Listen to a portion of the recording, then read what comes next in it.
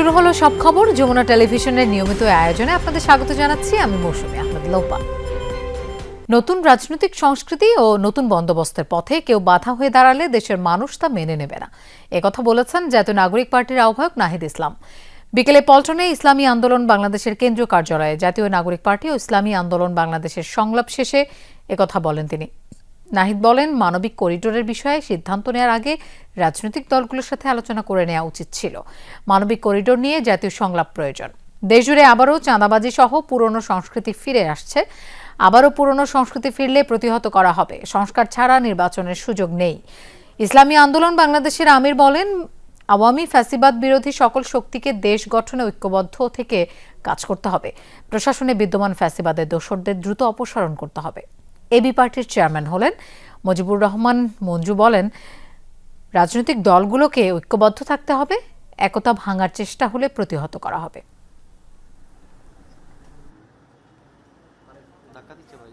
বাংলাদেশের মানুষ একটি নতুন বাংলাদেশের জন্য, নতুন রাজনৈতিক সংস্কৃতির জন্যই কিন্তু আসলে জুলাই গণঅভ্যুত্থানের রাজপথে নেমে এসেছিল।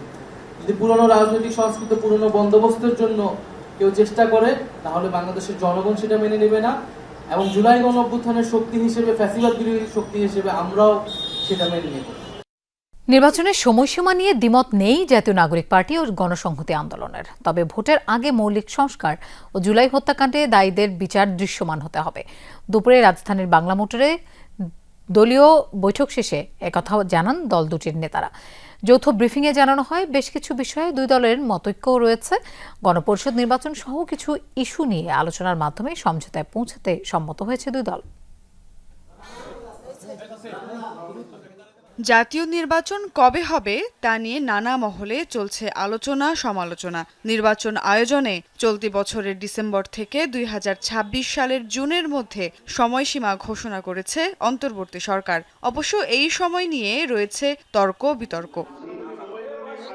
এই সময়সীমার মধ্যে নির্বাচন হওয়া নিয়ে কোনো দ্বিমত নেই বলে জানিয়েছে জাতীয় নাগরিক পার্টি, এনসিপি ও গণসংহতি আন্দোলন।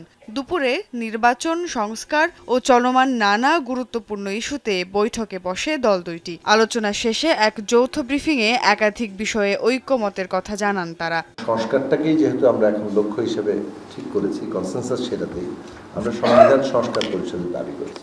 কিন্তু উভয় দাবির একটা ঐক্যের জায়গা হচ্ছে যে জনগণের ম্যান্ডেট নিয়ে সংবিধানটা বদলানো, যাতে করে এই যে সংস্কারটা করা হবে, যা পরিবর্তনটা করা হবে, সেটা টেকসই হবে। সংবিধান সংস্কার আর সংসদে নারীর আসন নিয়েও আলোচনা হয়। বৈঠকে কিছু বিষয়ে একমত হতে পারেনি দুই দল। নাহিদ ইসলাম জানান, গণপরিষদ নির্বাচনের পক্ষে এনসিপি, ভিন্নমত গণসংহতি আন্দোলনের। অবশ্য জনগণের ম্যান্ডেট ছাড়া সংবিধান সংস্কার টেকসই হবে না, এই বিষয়ে কোনো দ্বিমত নেই। সরকার যেই টাইম ফ্রেম প্রস্তাবনা করেছে, আমরা প্রাথমিকভাবে সেটাকে সমর্থন করছি, ডিসেম্বর থেকে জুন। তবে নির্বাচনের আগে অবশ্যই মৌলিক সংস্কারের প্রশ্ন এবং দলগতভাবে আওয়ামী লীগের বিচারের প্রশ্নটা সুরাহা হতে হবে, এবং সংস্কারের জন্য আমরা জুলাই সনদের কথা বলছি। নির্বাচন ক্ষেত্রে আমাদের প্রস্তাবনা আছে গণপরিষদ নির্বাচন। তাহলে এই বিষয়গুলো আছে, আমরা এই বিষয়গুলোতে এই কারণে অবশ্যই ফোকাস দিতে চাই। দল গঠনের পর আন্তদলীয় ঐক্যমত গঠনে বিভিন্ন রাজনৈতিক দলের সঙ্গে ধারাবাহিক বৈঠক চালিয়ে যাচ্ছে এনসিপি। তবে এর লক্ষ্য কোনোভাবেই রাজনৈতিক জোট গঠনের জন্য নয় বলে স্পষ্ট করেছেন এনসিপির আহ্বায়ক। মাঠের ঐক্য হতে পারে, রাজনৈতিক ঐক্য হতে পারে, কিন্তু নির্বাচনী কোনো ধরনের ঐক্য বা জোট, সেই বিষয়ে আমরা এই ধরনের কোনো ধরনের আলোচনাতেও আমরা এখনো আগ্রহী না। সুমাইয়া ঐশী, যমুনা নিউজ, ঢাকা। গণতন্ত্র ও কথা বলার অধিকার প্রতিষ্ঠা করে নতুন বাংলাদেশ নির্মাণের সুযোগ এসেছে। বিগত দিনে সবার মতামতের ভিত্তিতে গণতান্ত্রিক রাষ্ট্র গড়ে তোলা থেকে বঞ্চিত ছিল বাংলাদেশ। ঠাকুরগাঁওয়ে নিজ এলাকায় এসব কথা বলেছেন বিএনপি মহাসচিব মির্জা ফখরুল ইসলাম আলমগীর। আর নয়াপল্টনে দলের কেন্দ্রীয় কার্যালয়ে সংবাদ সম্মেলনে সিনিয়র যুগ্ম মহাসচিব রিজভী আহমেদ বলেছেন, প্রশাসক নিয়োগ না করে ফ্যাসিস্ট সমর্থক কিছু ব্যবসায়ীর মিল কারখানা বন্ধ করে শ্রমিক ছাঁটাই ঠিক হয়নি। এটি সরকারের ভুল নীতি। প্রতিবছর মে দিবসে শ্রমিক সমাবেশের আয়োজন করে বিএনপি। এবার সেটি অনুষ্ঠিত হতে যাচ্ছে নয়াপল্টনে দলের কেন্দ্রীয় কার্যালয়ের সামনে। এরই মধ্যে প্রশাসনকে অবহিত করা সহ যাবতীয় প্রস্তুতি গ্রহণ করেছে শ্রমিক দল। বাংলাদেশের এই গরিব মানুষের অধিকার আদায়ের আন্দোলনে বৃহস্পতিবারের অনুষ্ঠিতব্য সমাবেশ নিয়ে কেন্দ্রীয় কার্যালয়ে আয়োজিত সংবাদ সম্মেলনে বিএনপির সিনিয়র যুগ্ম মহাসচিব রিজভী আহমেদ জানান, জুলাই আন্দোলনে শ্রমিক দলের ৭১ নেতাকর্মী, ৩০ জন রিকশা শ্রমিক সহ বহু ভাসমান শ্রমজীবী নিহত হয়েছে। অথচ শ্রমিক শ্রেণীর আত্মত্যাগ স্বীকার করতে চায় না অনেকে। ফ্যাসিস্টদের সমর্থক কিছু ব্যবসায়ী গোষ্ঠী তারা টাকা লুটপাট করেছেন, টাকা পাচার করেছেন, কিন্তু তাদের যে সমস্ত প্রতিষ্ঠান গড়েছিল সেখানে হাজার হাজার শ্রমিক কর্মরত ছিল, কিন্তু সেই শ্রমিকদের ছাঁটাই করে বন্ধ করে দিয়েছে মিল কারখানাগুলো। আমার মনে হয় যে সেটা অন্তর্বর্তীকালীন সরকারের এই জিনিসটা করা ঠিক হয়নি, কারণ ওগুলোকে বাঁচানো দরকার ছিল। আপনি সেখানে প্রশাসক নিয়োগ করতেন। বুধবার দুপুরে বিএনপি মহাসচিব মির্জা ফখরুল তার নিজ জেলা ঠাকুরগাঁওয়ের Gobindanagar Catholic Mission Mother Teresa School পরিদর্শন করেন। চতুর্দিকে অনেক হানাহানি আছে, বিভেদ আছে, আমাদের দেশেও আছে, সব মিলিয়ে তারপরেও কিন্তু আমরা কখনো আশা হারাই না। আমরা বাংলাদেশ সবসময় ভালোর জন্যে, আমাদের মানুষেরা এখানে ভালোর জন্য সংগ্রাম করে, লড়াই করে। এখনই বন্ধ করব না পাখা, আমরা পাখা বন্ধ করব না, আমরা উঠতে থাকবো, তীরে গিয়ে যেন পৌঁছতে পারি।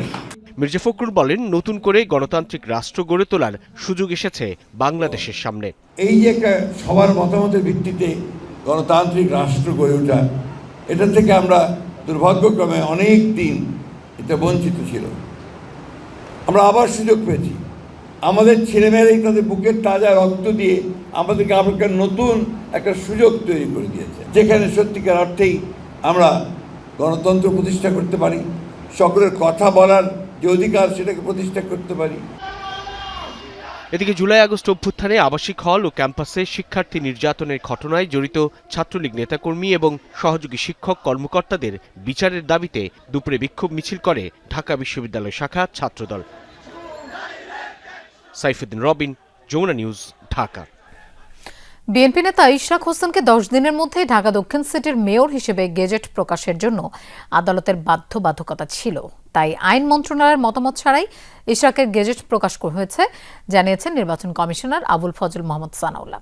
মন্ত্রিপরিষদ বিভাগ থেকে পাঠানো নির্বাচন ব্যবস্থা সংস্কার কমিশনের যে প্রস্তাব পাঠানো হয়েছে সেখান থেকে আশু বাস্তবায়নযোগ্য প্রস্তাবের বিষয়ে আজই মতামত পাঠাবে নির্বাচন কমিশন।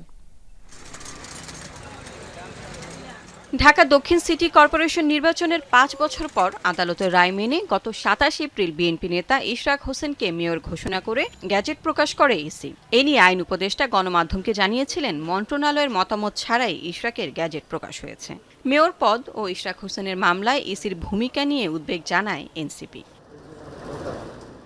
বুধবার কমিশন সভা শেষে সাংবাদিকদের প্রশ্নের জবাবে ইসির অবস্থান তুলে ধরেন নির্বাচন কমিশনার আবুল ফজল মোহাম্মদ সানাউল্লাহ। জানান, সাংবিধানিক বাধ্যবাধকতার কথা। ২৫ তারিখ ছিল তো ১০ম দিন, ২৫ তারিখ ছিল শুক্রবার। ২৬ আমরা যেহেতু শুক্রবার ছিল, আমরা একটু অ্যাডভান্টেজ নিয়েছিলাম 2 দিনের, যে শুক্র শনি ছুটির দিন, আমরা রবিবারের দিন বিকেল ৫টা পর্যন্ত ওয়েট করে আমরা যেহেতু রিপ্লাইটা পাই নাই, তারপরে আমরা কমিশন সিদ্ধান্ত নিয়ে এটা আমরা যাতে আদালতের আদেশের যেন ব্যত্যয় না হয় আমরা সেটা পালন করেছি। আদালত নির্বাচনের একটা ফলাফল বাতিল করে অন্যভাবে ফলাফল ডিক্লেয়ার করার জন্য ডেফিনিটিভ একটা নির্দেশনা দিয়েছেন। আমরা আদালতের রায় বাস্তবায়ন করেছি। আমার মনে হয় অন্য আলোচনা, পলিটিক্যাল আলোচনা আপনাকে আদালতের রায়ের বাইরে গিয়ে করতে হবে। এ সময় জানানো হয়, মন্ত্রিপরিষদ বিভাগ থেকে পাঠানো নির্বাচন ব্যবস্থা সংস্কার কমিশনের আশু বাস্তবায়নযোগ্য প্রস্তাব নিয়ে মতামত চূড়ান্ত করেছে ইসি। এখানে 3 ধরনের ক্যাটাগরি ছিল।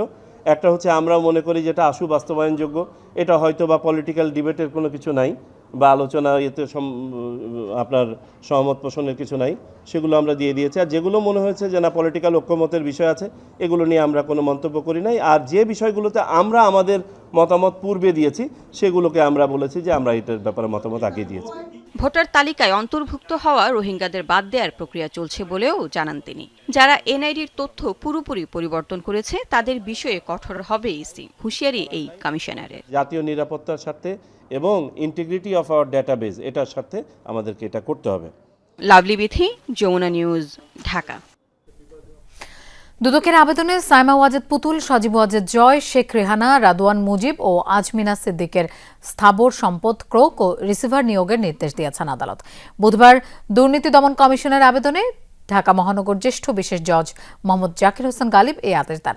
শেখ পরিবারের বাড়িধারা খুলনা, গোপালগঞ্জের প্রায় 6 কোটি টাকার প্লট ও জমি জব্দ করা হয়। সম্পত্তির মধ্যে রয়েছে সাইমা ওয়াজেদ পুতুলের নামে রাজধানীর বাড়িধারায় থাকা 4 কোটি 98 লাখ টাকা মূল্যের প্লট, শেখ রেহানা, সজীব ওয়াজেদ জয়, সাইমা ওয়াজেদ পুতুলের নামে খুলনার দিঘলিয়ায় থাকা 61,87,000 টাকার জমি, শেখ রেহানার নামে গোপালগঞ্জের টুঙ্গিপাড়ায় থাকা 19% জমি যার দলিল মূল্য 20,50,000 টাকা, শেখ রেহানার সন্তান রাদওয়ান মুজিব সিদ্দিক ববি ও আজমিনা সিদ্দিকের নামে খুলনার দিঘলিয়ায় থাকা 87.70% জমি যার দলিল মূল্য 41,24,500 টাকা। এর আগে মঙ্গলবার সাইমা ওয়াজেদ পুতুলের নামে রাজধানীর গুলশানে থাকা একটি ফ্ল্যাট জব্দের আদেশ দেওয়া হয়। 226টি মামলা হয়েছে, মানে 226 জনকে হত্যার লাইসেন্স পেয়েছি। সাবেক প্রধানমন্ত্রী শেখ হাসিনার এমন অডিও রেকর্ডের ফরেনসিক প্রমাণ মিলেছে। বিষয়টি ট্রাইব্যুনালকে অবহিত করেছে প্রসিকিউশন টিম। চিফ প্রসিকিউটর জানিয়েছেন, অডিওটি এআই দিয়ে তৈরি নয়, এটি শেখ হাসিনারই কণ্ঠস্বর হিসেবে নিশ্চিত হওয়া গেছে। গত বছরের 5 আগস্ট ছাত্র জনতার গণঅভ্যুত্থানের পর ভারতে পালিয়ে যান তৎকালীন প্রধানমন্ত্রী শেখ হাসিনা। সেখান থেকে একের পর এক উস্কানিমূলক বক্তব্যের অভিযোগ আছে তার বিরুদ্ধে। এর মধ্যে কয়েকটি অডিও রেকর্ড সামাজিক মাধ্যমে ভাইরাল হয়। একটি অডিওতে শেখ হাসিনাকে বলতে শোনা যায়, 226 জন আমার বিরুদ্ধে মামলা করেছে, মানে 226 জনকে হত্যার লাইসেন্স পেয়েছি। এছাড়াও আরও বেশ কয়েকটি অডিও আমলে নেয় আন্তর্জাতিক অপরাধ ট্রাইব্যুনালের তদন্ত সংস্থা। তারা অডিওগুলো জব্দ করে আদালতের মাধ্যমে ফরেনসিকে পাঠায়। প্রায় 5 মাস পর এই ফরেনসিক রিপোর্ট হাতে পেয়েছে তদন্ত সংস্থা। 226 জনকে হত্যার বিষয়ে দেয়া বক্তব্যটি সাবেক প্রধানমন্ত্রী শেখ হাসিনার কণ্ঠস্বর হিসেবে প্রমাণিত, বলছে ফরেনসিক ডিপার্টমেন্ট। এই ঘটনায় বুধবার আন্তর্জাতিক অপরাধ ট্রাইব্যুনালে শেখ হাসিনার বিরুদ্ধে আদালত অবমাননার অভিযোগ দায়ের করে প্রসিকিউশন টিম। তাদের এই কনভারসেশনটা এটা সিআইডির ফরেনসিক ল্যাবরেটরিতে পরীক্ষার জন্য পাঠানো হয়। পরীক্ষা করে সিআইডি মতামত দেয় যে এই কথোপকথনটি শেখ হাসিনা এবং শাকিল আহমেদের মধ্যেই হয়েছে, এটা বানানো কোনো কনভারসেশন নয় এবং এটা এআই জেনারেটেড নয়। তার প্রেক্ষিতেই আমরা আজকে আদালতের কাছে 11(4) ধারা অনুযায়ী আবেদন করেছিলাম তাদের বিরুদ্ধে কন্টেম্প্ট প্রসিডিংস ড্র করার জন্য বা শাস্তিমূলক ব্যবস্থা গ্রহণের জন্য। চিফ প্রসিকিউটর বলছেন, এই অডিওর মাধ্যমে শেখ হাসিনা মামলার বাদী ও তদন্ত কর্মকর্তাদের ভয়ভীতি দেখিয়েছেন। আদালত শেখ হাসিনা সহ ফোন কলের অপর প্রান্তের ব্যক্তিকেও ব্যাখ্যা দিতে বলেছেন। এই কথোপকথনের মাধ্যমে এইটা তদন্ত সংস্থার কাছে সুস্পষ্ট হয়েছে যে এই দুজন অপোজিট পার্টি অর্থাৎ আসামি শেখ হাসিনা এবং শাকিল আহমেদ তাদের কথোপকথনের মাধ্যমে আন্তর্জাতিক অপরাধ ট্রাইব্যুনালে চলমান যে বিচার প্রক্রিয়া তার সাক্ষীদেরকে ভয়ভীতি দেখিয়েছেন, বিচার প্রক্রিয়াকে বাধাগ্রস্ত করার চেষ্টা করেছেন এবং এইখানে যে মামলাগুলো রয়েছে সেগুলোকে প্রেজুডিস করার চেষ্টা করেছেন। তার প্রেক্ষিতে তিনি মনে করেন, তদন্তকারী কর্মকর্তা মনে করেছেন যে এটার বিরুদ্ধে আইনগত ব্যবস্থা গ্রহণ করা না হলে সাক্ষীরা এই মামলায় সাক্ষ্য প্রদান করতে ভয় পাবেন এবং এই মামলার বিচার এবং তদন্ত প্রক্রিয়া বাধাগ্রস্ত হবে। এদিন জুলাই আগস্টে গণহত্যার অভিযোগে কারাগারে থাকা সাবেক মন্ত্রী দীপু মনি স্বামীর অসুস্থতার অজুহাতে প্যারোলে মুক্তি চেয়ে আবেদন করে ট্রাইব্যুনালে। এ বিষয়ে শুনানি শেষে দীপু মনিকে স্বরাষ্ট্র মন্ত্রণালয়ে আবেদন করতে বলেছে আদালত। এছাড়াও নারায়ণগঞ্জের গণহত্যার মামলায় 8 জনের বিরুদ্ধে নতুন করে গ্রেপ্তারি পরোয়ানা জারি করেছে ট্রাইব্যুনাল। আশিক মাহমুদ, যমুনা নিউজ, ঢাকা। বাংলাদেশ যুদ্ধ চায় না, তবে ভারত পাকিস্তান যুদ্ধ হৈ হৈ করছে। তাই এমন পরিস্থিতিতে যুদ্ধের প্রস্তুতি না নেওয়াটা আত্মঘাতী, এই মন্তব্য করেছেন প্রধান উপদেষ্টা ডক্টর মোহাম্মদ ইউনূস। সকালে কুর্মিটোলায় বিমান বাহিনীর বীরোত্তম একে খন্দকার ঘাঁটিতে আকাশ বিজয় নামে হয় এবছরের বাৎসরিক মহড়া, যেখানে অন্তর্বর্তী সরকার প্রধানকে গার্ড অব অনার প্রদান করা হয়। অনুষ্ঠানে প্রধান উপদেষ্টা বলেন, প্রতিনিয়ত আসছে যুদ্ধের হুমকি, এই অবস্থায় যুদ্ধের প্রস্তুতি না নেওয়াটা হবে আত্মঘাতী। কুর্মিটোলা বিমান ঘাঁটিতে বাংলাদেশ বিমান বাহিনীর বার্ষিক মহড়া আকাশ বিজয় 2025, যেখানে প্রধান অতিথি অন্তর্বর্তী সরকারের প্রধান উপদেষ্টা ডক্টর মোহাম্মদ ইউনূস। অন্তর্বর্তী সরকার প্রধান বিমান ঘাঁটিতে যাওয়ার পর তাকে গার্ড অফ অনার প্রদান করা হয়। বিমান বাহিনীর সামরিক প্রস্তুতি, কৌশলগত দক্ষতা ও আন্তঃবাহিনী সমন্বয়ের বহিঃপ্রকাশ ঘটে এই মহড়ায়। বিভিন্ন যুদ্ধ ও পরিবহন বিমান, helicopter, unmanned aerial vehicle, radar ও অন্যান্য আকাশ প্রতিরক্ষা ব্যবস্থার ইউনিট এতে অংশ নেয়। শত্রু এলাকায় অবতরণ ও উদ্ধার কার্যক্রম, যুদ্ধের প্রশিক্ষণ আর যান্ত্রিক দক্ষতার নিখুঁত ফ্লাইপাস ছিল মহড়ার অন্যতম আকর্ষণ। মহড়া শেষে বিমান বাহিনীর সদস্যদের উদ্দেশ্যে দিক নির্দেশনামূলক বক্তব্য রাখেন প্রধান উপদেষ্টা ডক্টর মোহাম্মদ ইউনূস। বলেন, যুদ্ধ না চাইলেও সার্বিক পরিস্থিতি অনেক সময় যুদ্ধের দিকে নিয়ে যায়। পৃথিবীতে যুদ্ধ হোক, এটা আমরা কামনা করি না। যুদ্ধ প্রস্তুতি অনেক সময় যুদ্ধের দিকে নিয়ে যায়, কিন্তু এমন বিশ্বে আমরা বাস করে যুদ্ধের হুমকি আমাদের ঘিরে থাকে। তো সেখানে প্রস্তুতি না নিয়ে থাকা এটা অসম্ভব হয়ে পড়ে। এখন আমরা যখন কথা বলছি তখন আমাদেরই কাছে ভারত পাকিস্তান যুদ্ধ হই হই অবস্থার মধ্যে রয়ে গেছে। তো কাজেই এই পরিস্থিতির মধ্যে প্রস্তুতি না নেওয়াটা আত্মঘাতী। ডক্টর ইউনূস বলেন, বর্তমান পরিস্থিতিতে বিশ্বজুড়ে যুদ্ধের হুমকি দেখা দিয়েছে, যেখানে যুদ্ধের জন্য প্রস্তুতি না নেওয়া আত্মঘাতী। এ সময় শান্তি বজায় রাখার উপরও জোর দেন তিনি। কিন্তু আজকাল যুদ্ধ এত ব্যয়বহুল একটা ব্যাপার, আর আমাদের অর্থনীতি এমন দুর্বল অবস্থায় আছি। এমনিতেই বাংলাদেশ মজবুত অর্থনীতি হয়ে গড়ে উঠতে পারেনি, তার মধ্যে বিগত সরকারের যথেচ্ছাচারের কারণে যা ছিল তাও লুটপাট হয়ে গেছে। এই পরিস্থিতিতে আমাদের সামগ্রিক স্ট্র্যাটেজি ঠিক করতে হবে। স্বাধীনতা ও সার্বভৌমত্ব রক্ষার যে কোনো চ্যালেঞ্জ মোকাবিলায় বিমান বাহিনীকে আধুনিক করার চেষ্টা অব্যাহত থাকবে বলে জানান প্রধান উপদেষ্টা। তানভীর মৌসুম, যমুনা নিউজ, ঢাকা। বাংলাদেশ ও মিয়ানমার সরকার একমত হলে রাখাইনে খাদ্য সহায়তা পাঠাতে করিডোর চালু করতে পারে জাতিসংঘ। একথা বলেছেন ঢাকায় নিযুক্ত জাতিসংঘের আবাসিক সমন্বয়কারী গোয়েন লুইস। বুধবার দুপুরে এক বিবৃতিতে একথা জানায় ঢাকায় জাতিসংঘের আবাসিক সমন্বয়কারী। এতে বলা হয়, রাখাইনে মানবিক পরিস্থিতির অবনতি নিয়ে তারা উদ্বিগ্ন। বাংলাদেশে জাতিসংঘ রোহিঙ্গা শরণার্থীদের সহায়তা অব্যাহত রেখেছে। রোহিঙ্গাদের আশ্রয়দাতা হিসেবে বাংলাদেশের প্রতি আন্তর্জাতিক সম্প্রদায়ের সমর্থন জোরদার করতে কাজ করবে সংস্থাটি।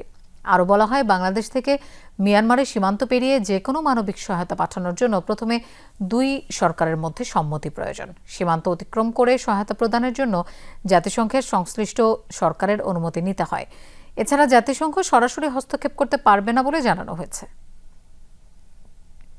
যাত্রাবাড়ী ও ভাটারা থানার পৃথক দুটি হত্যা মামলায় সালমান এফ রহমান, সাবেক আইজিপি চৌধুরী আব্দুল আল মামুনের 3 দিন করে রিমান্ড মঞ্জুর করেছেন আদালতে। এছাড়া বাড্ডা থানার হত্যা মামলায় সাবেক আইনমন্ত্রী আনিসুল হকের 2 দিনের রিমান্ড মঞ্জুর করা হয়। বুধবার ঢাকার chief metropolitan magistrate GM Farhan ইশতিয়াকের আদালতে আসামিদের হাজির করে বিভিন্ন মেয়াদে রিমান্ড আবেদন করে পুলিশ। উভয় পক্ষের শুনানি শেষে আদালত এই আদেশ দেন। এছাড়া রাজধানীর বিভিন্ন থানার হত্যা মামলায় আনিসুল হক, সালমান এফ রহমান, সাবেক মেয়র আতিকুল ইসলাম ও সাবেক আইজিপি চৌধুরী আব্দুল আল মামুনকে নতুন করে গ্রেফতার দেখানো হয়েছে। আদালতকে তদন্ত কর্মকর্তা জানান, জুলাই আন্দোলনকে প্রতিহত করতে অভিযুক্তরা প্রত্যক্ষ পরোক্ষভাবে যুক্ত ছিলেন। তাদের পক্ষে তাদের আইনজীবীরা ছিল, অন্যান্য আসামির পক্ষেও আইনজীবীরা ছিল। তারা রিমান্ড বাতিলের পূর্বক জামিনে প্রার্থনা করেছিলেন এবং প্রসিকিউশনের বক্তব্য শুনে এবং আসামি পক্ষের আইনজীবীদের বক্তব্য শুনে বিজ্ঞ আদালত এই তিনজনের বিরুদ্ধে রিমান্ড মঞ্জুর করে তাদেরকে তদন্তকারী কর্মকর্তার কাছে জিজ্ঞাসাবাদ করার জন্য হেফাজতে প্রদান করেন। আর বাকি যাদেরকে রিমান্ড দেওয়া হয় নাই, সৌন্দর্য করা হয়েছে বা গ্রেপ্তার দেখানো হয়েছে, তাদেরকে জেল হাজতে প্রেরণ করেন। রমনা বটমূলে বর্ষবরণ অনুষ্ঠানে বোমা হামলার ঘটনায় হত্যা মামলার আসামিদের ডেথ রেফারেন্স ও আপিলের উপর রায়ের জন্য আগামী 8 মে তারিখ ধার্য করেছেন হাইকোর্ট। সকালে বিচারপতি মোস্তফা জামান ইসলাম ও বিচারপতি নাসরিন আক্তারের সমন্বয়ে গঠিত হাইকোর্ট বেঞ্চ রায়ের দিন ধার্য করেন। আসামিদের ডেথ রেফারেন্স ও আপিলের উপর শুনানি শেষে গত 18 ফেব্রুয়ারি মামলাটি রায়ের জন্য অপেক্ষমান রাখেন হাইকোর্ট। বুধবার বিষয়টি আদেশের জন্য আদালতের কার্যতালিকায় উঠে আদালত রায় ঘোষণার জন্য তারিখ ধার্য করেন। আগামী 8 তারিখে মাননীয় হাইকোর্ট বিভাগ রায়ের জন্য নির্ধারণ করেছেন। সকলকেই আমাদের আসামি যারা আছেন বিশেষ করে তাদেরকে বেকসুর খালাস দেবেন, এটি আমাদের প্রত্যাশা থাকবে। আইন অঙ্গনের অভিজ্ঞতার বিবেচনায় এই মামলায় কাউকে সাজা দেওয়ার কোনো সুযোগ আছে বলে আমরা মনে করি না। আদানি কোম্পানির বিদ্যুৎ আমদানিতে 40 কোটি মার্কিন ডলার শুল্ক ফাঁকির অনুসন্ধানে যাদের সংশ্লিষ্টতা পাওয়া যাবে তাদের বিরুদ্ধে ব্যবস্থা নেবে দুদক। দুপুর এক ব্রিফিংয়ে কথা জানান সংস্থার মহাপরিচালক মোহাম্মদ আক্তার হোসেন। সাবেক প্রধানমন্ত্রী শেখ হাসিনার মুখ্য সচিব আহমদ কায়কাউস সহ বিদ্যুৎ বিভাগের সংশ্লিষ্টদের যোগসাজশ খুঁজে দেখতে এনবিআর সহ বিভিন্ন দফতরে চিঠি পাঠিয়েছে সংস্থাটি। দুদকে জমা পড়া অভিযোগে বলা হয়েছে, ভারতের আদানি গ্রুপের সঙ্গে আওয়ামী লীগ সরকারের চুক্তিতে এনবিআরকে পাশ কাটিয়ে শুল্ক ও কর অব্যাহতির সুযোগ করে দেওয়া হয়েছে। অভিযোগ আমলে এই দুর্নীতির আদ্যপান্ত খুঁজে বের করতে অনুসন্ধান কমিটি গঠন করেছে দুদক। এছাড়া 90 লাখ টাকার অবৈধ সম্পদ ও 6 কোটি টাকার বেশি অস্বাভাবিক লেনদেনের অভিযোগে সাবেক প্রবাসী কল্যাণমন্ত্রী ইমরান আহমেদের বিরুদ্ধে মামলা করেছে দুদক। জনাব ডক্টর আহমেদ কায়কাউস, সাবেক বিদ্যুৎ ও জ্বালানি সচিব ও সংশ্লিষ্ট কর্তৃপক্ষ বিদ্যুৎ উন্নয়ন বোর্ডের বিরুদ্ধে এনবিআরকে পাশ কাটিয়ে আদানির সঙ্গে চুক্তি করে সরকারের 4.5 কোটি টাকা শুল্ক ফাঁকির অভিযোগ অনুসন্ধান চলছে। এই বিষয়ে অনুসন্ধানকারী কর্মকর্তা দালিলিক প্রমাণাদি সংগ্রহের জন্য সংশ্লিষ্ট দপ্তরগুলো থেকে রেকর্ডপত্র সংগ্রহের কাজ করছেন। রাজধানীর মোহাম্মদপুর আদাবর বসিলা এলাকার অনুমোদনহীন ও নকশা বহির্ভূত ভবন উচ্ছেদে অভিযান চালাচ্ছে রাজধানী উন্নয়ন কর্পোরেশন রাজুক। দুপুরে একজন নির্বাহী ম্যাজিস্ট্রেটের নেতৃত্বে এই অভিযান চলে।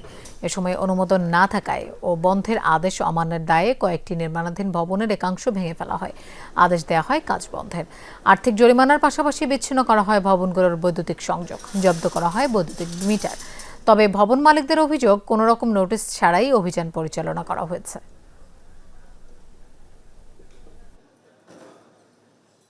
ওনারা কোনো নোটিশ ছাড়াই আইসা একজনের কোটি কোটি টাকার বিল্ডিং করছে, ওনারা আইসা বাইঙ্গা দিয়ে যায়। ওনার প্ল্যান সাবমিট করলে আটকায় রাখে, প্ল্যানও দেয় না। আবার মনে করেন একবার আসছে খোঁচা চাইটা দিছে, তারপরে গেছে 2-4-6 মাস খবর নাই। অভিযান পরিচালনাকালে মালিক পক্ষ বা তাদের কোনো প্রতিনিধিকে আমরা উপস্থিত না পাওয়ায় আমরা যতটুকু পারা যায় আমাদের এক্সকাভেটর ব্যবহার করে আমরা আংশিক অপসারণ করেছি। পরবর্তীতে যদি মালিক পক্ষ বা তাদের কাউকে প্রতিনিধি যদি আমাদের সম্মুখে আমরা পাই, আমরা মোবাইল কোর্ট আইন অনুযায়ী জেল অথবা জরিমানার যে বিধান আছে সেটি আমরা আরোপ করব।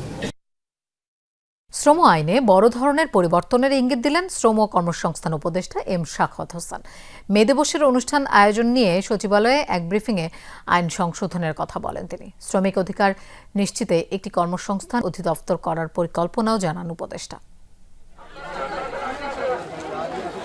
গত বছরের 5 আগস্ট পট পরিবর্তনের পর বিভিন্ন শিল্পে শ্রমিক অসন্তোষ এবং তাদের 18 দফা দাবির পর বিদ্যমান শ্রম আইনে সংশোধনী আনার উদ্যোগ নেয় অন্তর্বর্তীকালীন সরকার।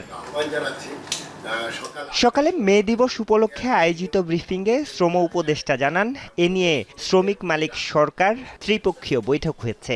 সব পক্ষের স্বার্থ রক্ষা করে দ্রুত বিদ্যমান আইনের পরিবর্তন আনা হবে।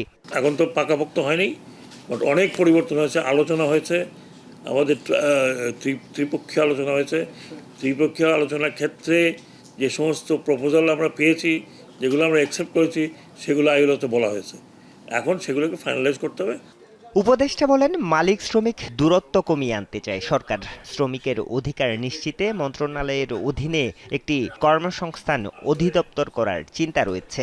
আমরা আমাদের কর্মসংস্থান উইং তৈরি করার চেষ্টা করছি। কর্মসংস্থান উইং মানে অধিদপ্তর যদি হয়ে যায়, যত তাড়াতাড়ি সম্ভব যদি হয়ে যায়, তাহলে আমরা হয়তো কর্মসংস্থান অধিদপ্তরটাকে এস্টাবলিশ করে আমরা কর্মসংস্থানের যেসব ক্ষেত্রগুলো আছে সেই ক্ষেত্রগুলোকে ট্রেনিং দেওয়ার ব্যবস্থা করব। এবারের মে দিবসের স্লোগান, শ্রমিক মালিক এক হয়ে গর্ব এ দেশ নতুন করে। দিবসটি উপলক্ষে র্যালি, আলোচনা সভা সহ সারা দেশে নানা ধরনের অনুষ্ঠানের পরিকল্পনা নেওয়া হয়েছে সরকারের পক্ষ থেকে। শ্রমিক মালিক এক হয়ে গর্ব এ দেশ নতুন করে। আরিফুর রহমান সবুজ, যমুনা নিউজ, ঢাকা।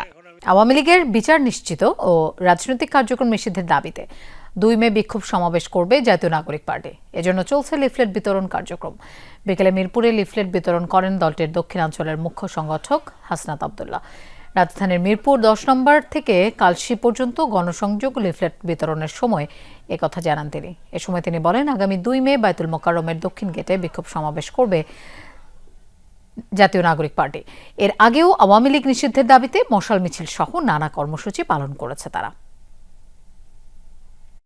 এই গণহত্যাকারী আওয়ামী লীগকে বিচার নিশ্চিত করা সহ এবং রেজিস্ট্রেশন বাতিল, নিবন্ধন বাতিল এবং এই জুডিশিয়ারি পুরো প্রক্রিয়া চলাকালীন রাজনৈতিক কর্মকাণ্ড নিষিদ্ধের জন্য আমরা আগামী 2 তারিখ বাইতুল মোকাররমের দক্ষিণ গেটে আমরা বিক্ষোভ মিছিল করব। এখনও হজ ব্যবস্থাপনায় ভিসা জটিলতার পুরোপুরি সুরাহা হয়নি। তবে যাদের ভিসা হয়েছে তারা কোনো ধরনের ভোগান্তি কিংবা সংকট ছাড়াই ঢাকা ছেড়েছেন। এবারের লাগেজ ব্যবস্থাপনা সহ সরকারের বেশ কয়েকটি উদ্যোগ স্বস্তি দিচ্ছে যাত্রীদের। দ্বিতীয় দিনে 13 ফ্লাইটে ঢাকা ত্যাগ করেছে 5000-এর বেশি যাত্রী। দীর্ঘ সারি অপেক্ষা, তবুও ক্লান্তি নেই কারোর চোখে মুখে, বরং আল্লাহর ঘরের মেহমান হওয়ার সুযোগ পেয়ে তৃপ্ত সবার মন। গত কয়েক বছর ধরে হজ ব্যবস্থাপনায় পরিবর্তন এসেছে বাংলাদেশে। প্রতি বছরই যাত্রীবান্ধব নানা উদ্যোগ নেয় সরকার।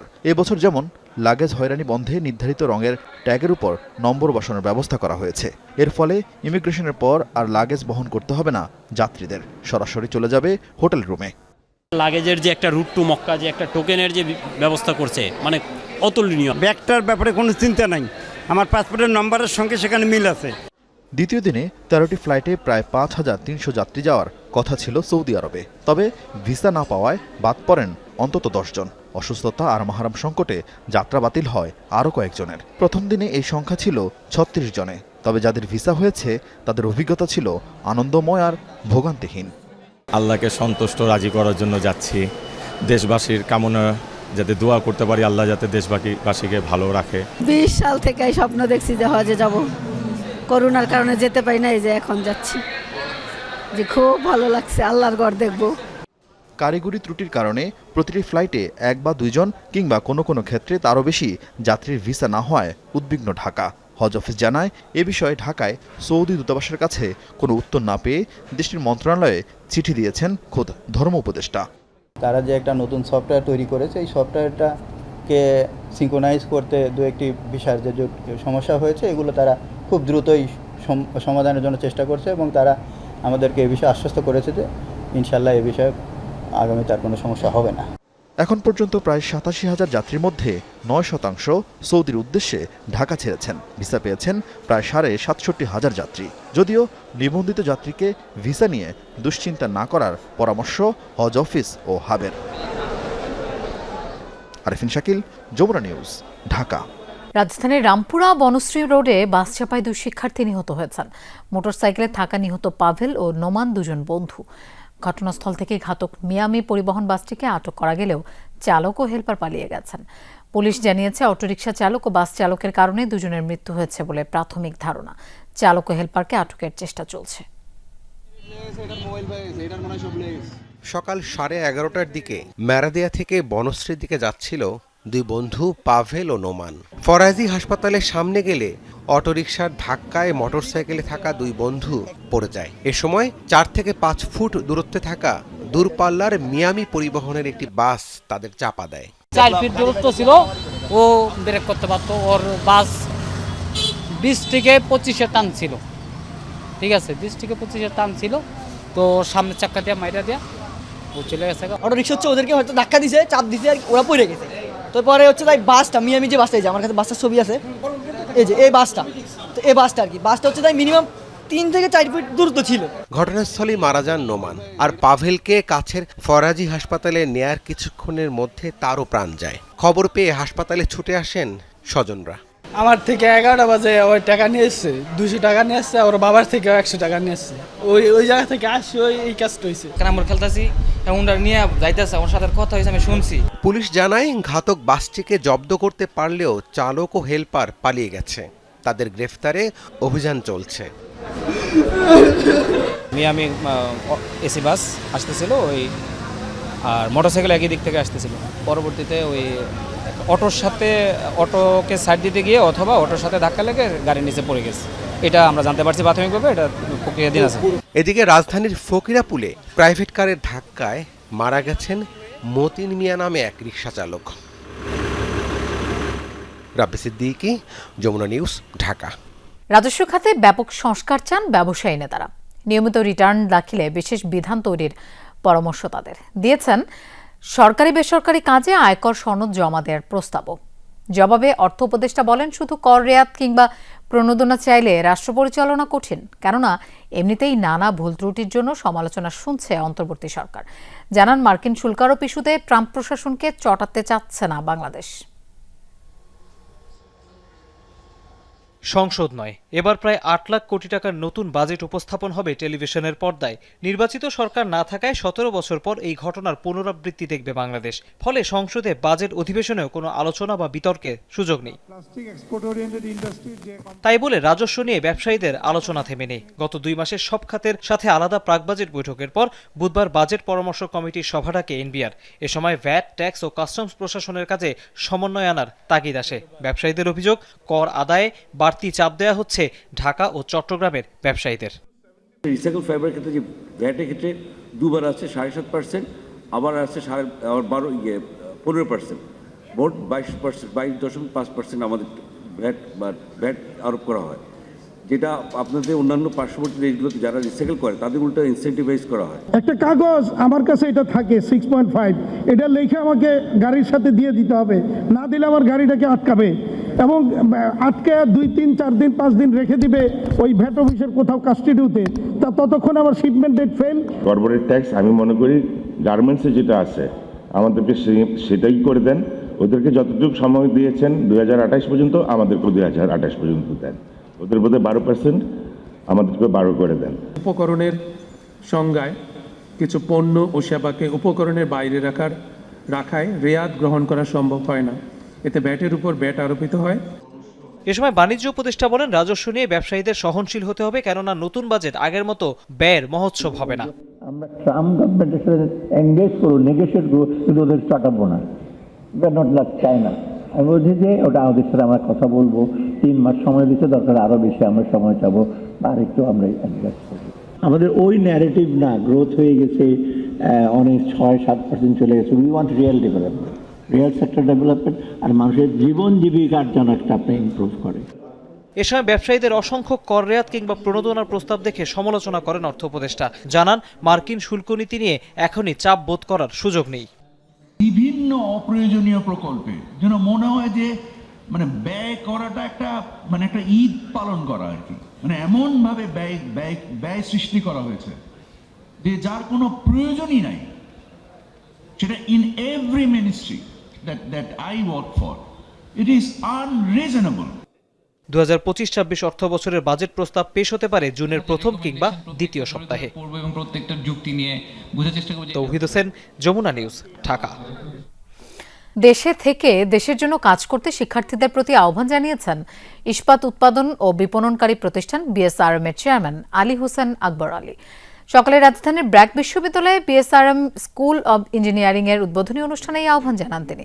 বিএসআরএম ও ব্র্যাক বিশ্ববিদ্যালয়ের যৌথ উদ্যোগে সম্পর্কে বলেন, ভালো কিছু তখনই সম্ভব যখন প্রতিষ্ঠানগুলো বৃহত্তর কল্যাণের উদ্দেশ্যে একত্র হয়। তারা বিশ্বাস করেন ব্র্যাক ও বিএসআরএম এর ওই অংশীদারিত্ব আগামী প্রজন্মের প্রকৌশলীদের গড়ে তোলার এক শক্তিশালী ভিত্তি হবে। At BSRM, we believe in trust, we believe in ethics, and we believe in doing business in a way that leaves positive and lasting impact. Established by Sir Fazle Hassan Abid with the belief that education must be inclusive, impactful, and deeply connected to human dignity. BRAC University and BRAC Synergy focuses on how to harness this experience of more than 50 years of development. দর্শক, এই ছিল আজকের সব খবরের আয়োজনে, আর এতক্ষণ সাথে থাকার জন্য ধন্যবাদ সবাইকে।